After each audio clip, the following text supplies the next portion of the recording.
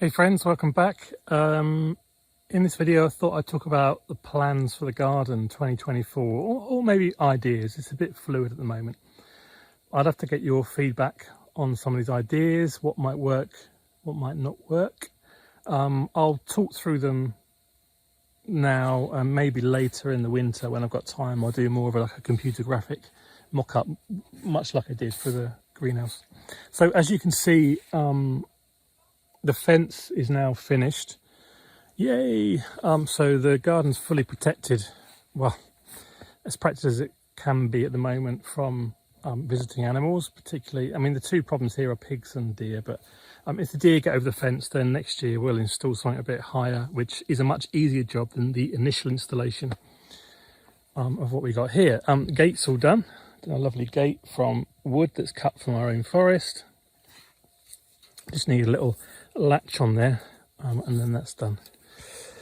So nothing's going to change on this side really, but what we've got here, this is our two potato beds which we've now harvested potatoes. I've now gone along, scraped off all the spent straw and weeds. We don't need to till this. This system is beautiful because it's covered in straw. The ground stays soft all the time. And just a very light raking will just make it look like this. So it's pretty effortless really. Anyway, all that stuff's over there, which brings me on to this point before we talk about all this. Here will be compost bay area. So I'll build probably three bays there. That's probably all we need really for our turnings. One and a bit meters wide. The depth to be decided, but we've got some leeway on that. So first bay over there in the corner, second bay, and then finish compost this end, which is pretty much roughly how it's laid out with those wire mesh bays at the moment, circles. So I probably won't build that till next year, to be fair, but yeah, that's kind of the rough idea.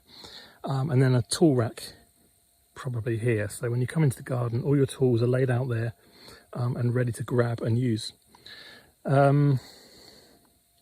So yeah, that's that. Come back to this bit in a minute. So we've got this tarp.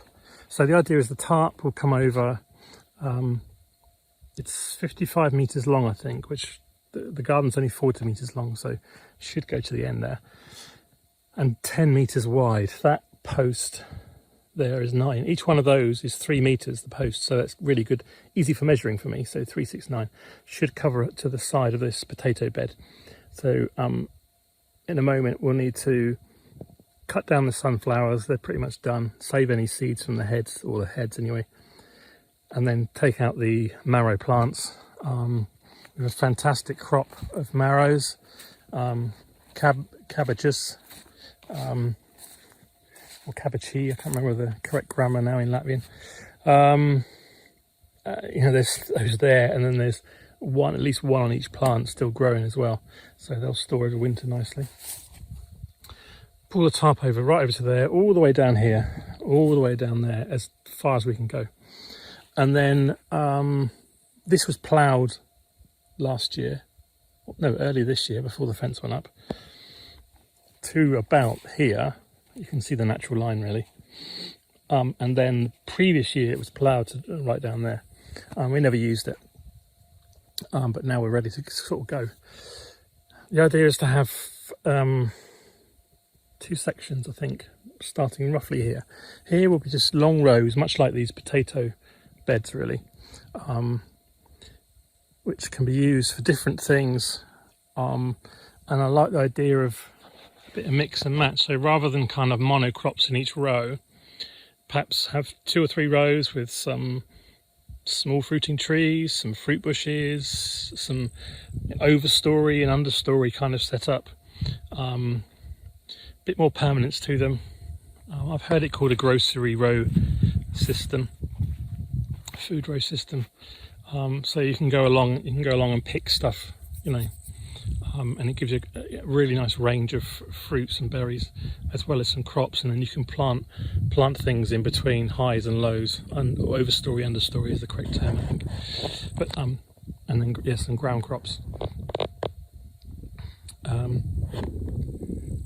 And yeah, so that's that, and we've probably got room for about 6 rows there, and then we will do. We've then got room for some more, maybe exotics. I say exotics, you know, things like we've grown sugarcane before, but maybe some arable crops, something for a bit more. You know, the whole idea of doing this is to grow more food for us to live off as a family self-sustainably. That's the ultimate goal.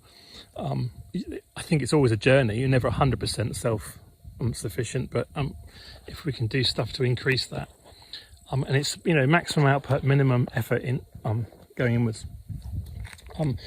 I guess the exciting thing about this is I'd love to have rows of compost, beds of compost. To do that, I need a lot of compost. So we're looking, I love the idea of working with a compost company here in the Baltics, who perhaps want to get involved with the channel. We can talk about sponsorship and things like that. That would be really exciting. But if not, we'll just do it as we've been doing it already. So yeah, we're going to pull this tarp over, push it down. This here, I don't know how big, but I really like the idea of having a small garden here with a range of crops to kind of demonstrate to people how you can grow food in a small confined area. This small area here is probably typical of a new build small garden in UK house building. It's the sort of garden where people say, I can't possibly grow anything, I don't want to give up my lawn or whatever. But just to demonstrate to people how possible it is.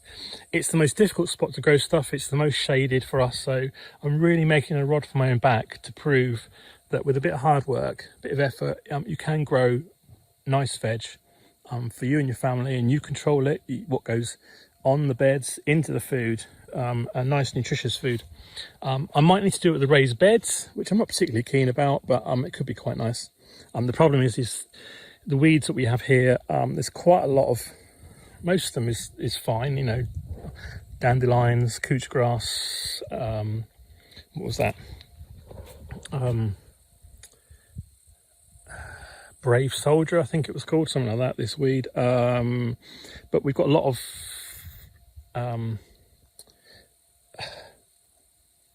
ground elder, which is a bit of a nightmare, and even a tarp might not get rid of it. So we might need to go to raised beds. But anyway, that's the kind of the idea, is have a separate project here, which I can look after and grow a range of stuff in a small area just to prove a point, really. I think that'd be quite a fun project to do. Let me know what you think if you find that of interest, and how big of space I should give over to that, really. So yeah, it's the next big step with the garden, I guess. Next year we'll have all these beds full over here. You know, we're not going, as far as I know, we're not going away, but you know, with a lot of these things, hopefully it'll happen next year. Maybe it won't, not all of it anyway. But you know, life has a habit of throwing a curveball here and there, and that becomes more important than the things that are already really important. But it's really nice to have the fence now, because it kind of nicely frames things. It frames the garden, and you can better see your vision for it. And particularly in this corner with the compost areas, it was quite difficult to imagine that without that kind of square fence and it all being squared off and everything. Yeah, I think that's about it for this video. Let me know what you think in the comments. Appreciate giving over your time just to give you feedback, and I will keep you posted as the project goes on. I'll probably end the video with a time lapse of me putting this tarp over and getting it all covered. So enjoy that if you want to stick around and see that. Otherwise, I'll see you in another video very soon.